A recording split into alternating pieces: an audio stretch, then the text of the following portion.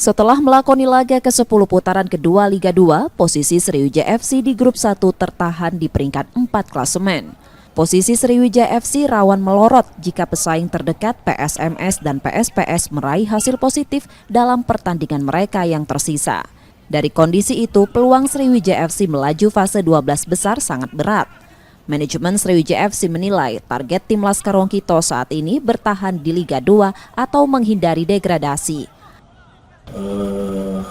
Sriwijaya FC ini harus tetap eksis ya. Kita harus tetap di Liga 2, bagaimanapun kita harus di Liga 2 karena memang pencapaian ke Liga 1-nya itu ya sebenarnya bahasanya itu lebih dekat gitu ya.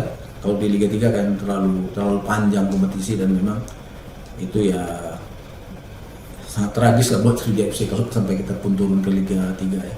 Saya pikir Liga 2 tempat yang masih wajar lah untuk Sriwijaya FC. Pada akhir putaran kedua, Sriwijaya FC masih menyisakan 2 laga kontra PSPS Riau dan PSMS Medan. Nur Muhammad, Kompas TV, Palembang, Sumatera Selatan.